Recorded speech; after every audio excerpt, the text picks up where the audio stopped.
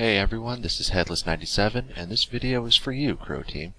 Critics tend to review games based on how much fun they had and how much content there is in the game, but many don't really give feedback on what did and did not work, and why. I grew up playing Serious Sam. To me, it fit right alongside the likes of Unreal Tournament, Age of Empires, and Roller Coaster Tycoon. It's because I love you guys and your games so much that I want to give you this feedback for your future games, whether they be Serious Sam related or not.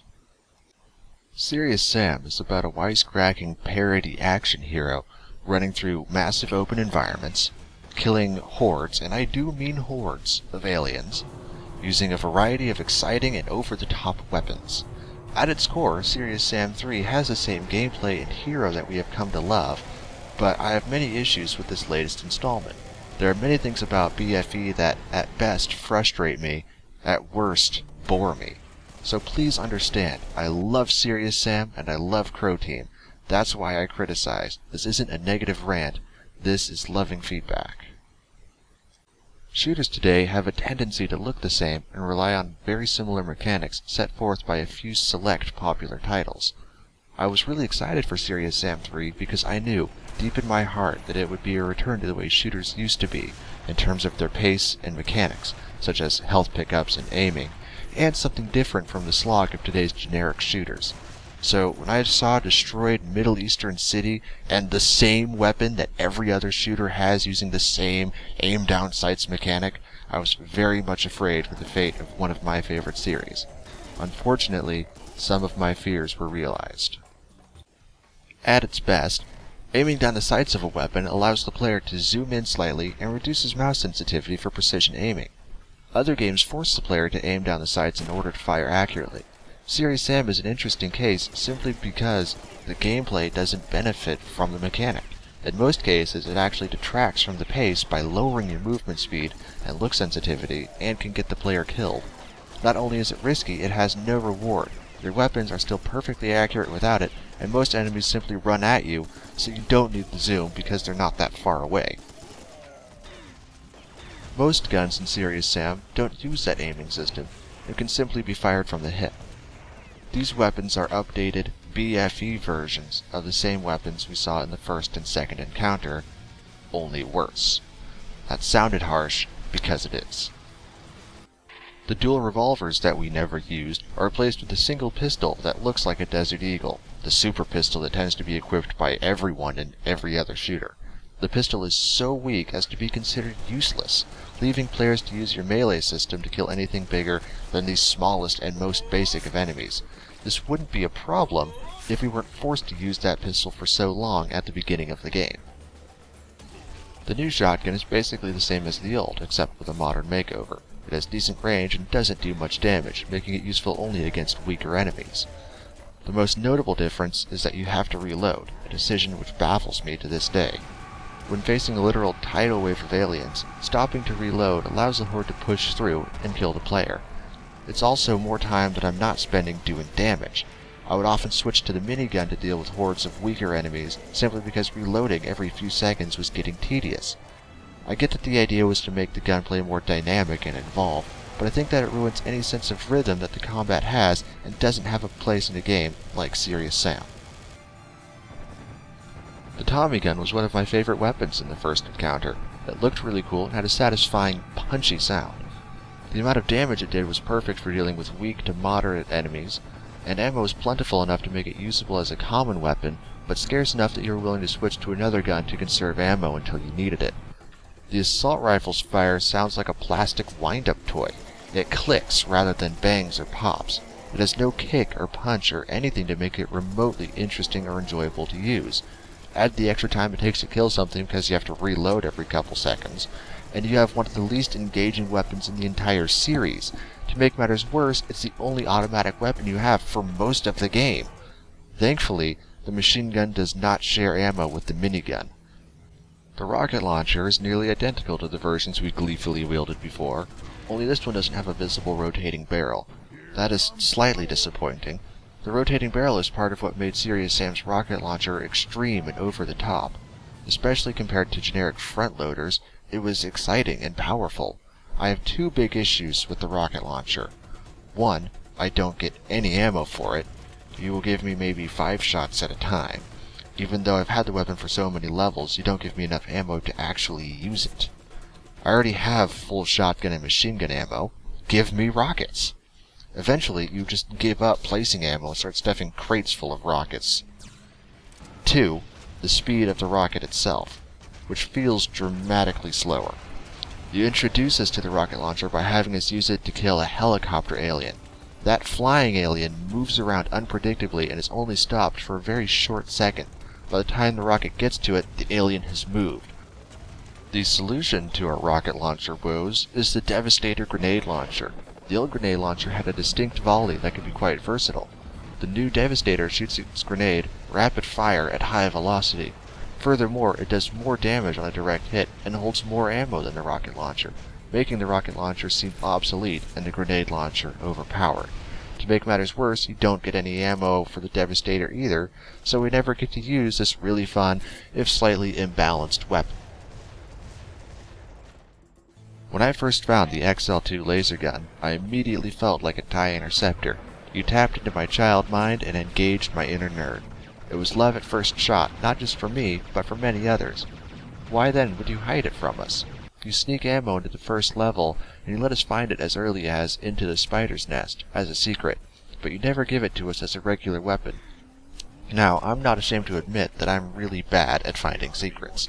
Here's a little tip. Use secrets to give us weapons and items early, and unlock cool features and Easter eggs that we wouldn't normally come across. Don't hide a beloved weapon from us. I love the modern redesigns of your enemies. The Gnar looks visceral and primal. The biomechanoids look more like a biomechanical walker than a fat robotic chicken. All of the enemies, from the Harpies to the Kamikazes, look really cool. So why don't we get to see any of them? You tend to introduce an enemy, use it once or twice, then go back to the basic soldiers, like the beheaded Rocketeer. We literally spent the entire game fighting the most basic enemies. Small, easy enemies are good fodder for filling out a horde, but you use them almost exclusively. Back in the first encounter, you would send us against several different kinds of enemies at a time, only to throw a new mixture of enemies at us immediately afterwards. In BFE, we start by fighting soldiers. Halfway through the game, we're still fighting those same humanoid soldiers. At the end of the game, we still only get to kill the same humanoid soldiers. You have a host of bizarre alien freaks to draw upon, like clear skeletons, Gnars, and biomechanoids, as well as enemies from previous games like the Reptiloids. You should have us fighting a wide variety of enemies throughout the game, giving us a different mixture of aliens every time to create new and challenging situations.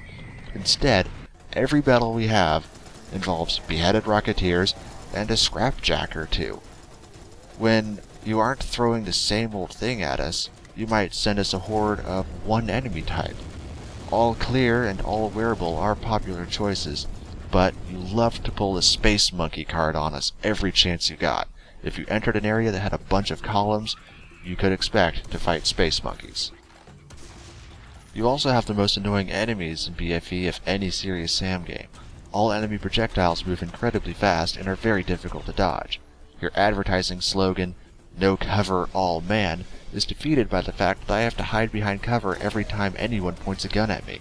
The worst offenders in this regard are the adult arachnoids, the helicopters, for their ability to shoot you from any angle, and the Knoom, who throw powerful fireball incredible distances for immense damage. However aggravating these enemies may be, they are nothing compared to the Witch Bride, who can phase out of existence to get a new angle on you after telekinetically grabbing you and crushing your bones. And while you're being mangled by the Psycho Lady, you are fair game for the rest of Mental's horde to maul. And just so that we can't escape her death grip, our look sensitivity is made unbearably low, and her screen is shaking so we can't aim straight. If that wasn't bad enough, before she attacks you, she is invulnerable to damage. Pro Team, you have created an enemy that cannot be killed until it chooses to be killed. Its ability to turn invisible and stop us in our tracks runs counter to Serious Sam's gameplay, where most enemies encourage maneuverability and situational awareness. The Witch Bride is a clever idea for an enemy, and breaks the convention of Mental's cronies, but she doesn't fit in the game and is not fun to fight. Speaking of slowing us down, you also added melee attacks.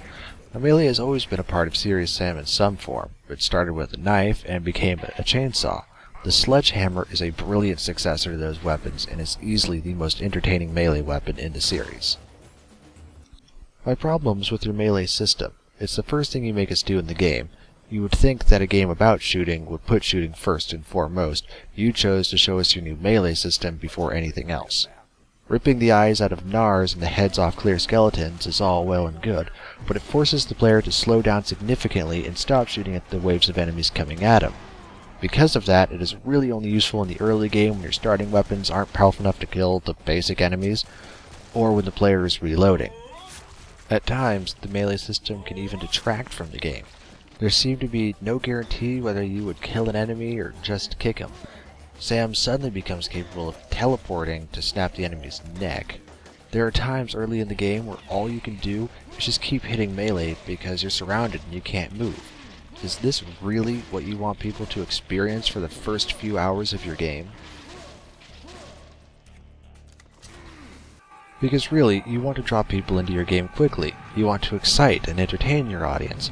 Some developers like to give you a teaser at the beginning of the game. They give the players some weapons and abilities to play with, then quickly take them away as part of the story. And that is acceptable to do. BFE starts agonizingly slow with a long walk down a multi-story building. We get the same generic modern weapons that every other shooter has, and have to use them exclusively for hours and dominantly for most of the game. It's almost as if you're waiting to surprise us with what Serious Sam really is. You tease us with a wall-mounted minigun that kills a moderate amount of enemies for us. You're literally playing the game for us right now. I wanted to use the minigun to kill that group, not have you do it. Only many hours and incredibly long levels later do you let us pick up one of those miniguns, and only then does BFE become Serious Sam. We finally get to mow down Mental's army using massive, exaggerated weapons, and of course, circle strafing.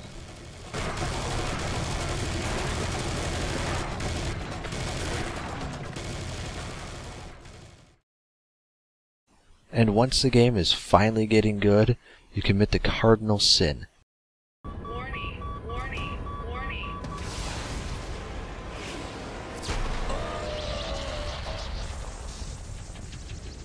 You take away all of our weapons and ammo in a cutscene. That is not okay. After spending all game acquiring ammo for the fun guns, while trudging through all the boring ones, you take all of it away. Frankly, Serious Sam 3 took way too long to come into its own. It was interesting to see enemies that were bosses at the beginning of the game become regular enemies, but we never get to fight armies of them, only armies of basic soldiers. We have so many great new things in Serious Sam 3 that previous games needed, like separate minigun ammo and sprinting. The Serious engine has always been known for its ability to realize massive environments and put hundreds of enemies on screen. It's really a shame that you put a giant worm in to prevent us from exploring that massive environment like we did in the old days. Sprinting would have made it a lot easier and faster back then. It is great that you kept the 16-player co-op from the previous games. It's really great to have that kind of freedom and makes Serious Sam fun to have at a LAN. Extra modes like Survival are nice, but 2 maps is pretty meager compared to the amount we had in the HD remakes. Split screen is welcomed with open arms on the PC. We have more than enough power to handle it, and your interface for signing in other players is brilliantly smooth and simple. Thank you, I love it. As PC gamers, we also appreciate the sheer volume of options available to us, from field of view options to a greater list of graphic settings than most games could dream of, to changing our crosshairs, or even the kind of blood that the enemies gush when we giddily destroy them. Serious Sam 3 BFE is stuffed to the brim with PC shooting goodness. You have nearly every feature a gamer could ask for, including a lengthy campaign that isn't overrun with scripted events, and a main character that actually has a personality. I still love Sam, and will continue to love Crow Team. I genuinely hope that you take this criticism to heart and with an open mind, and I believe that you will make your next game seriously awesome. My name is Headless97, signing off.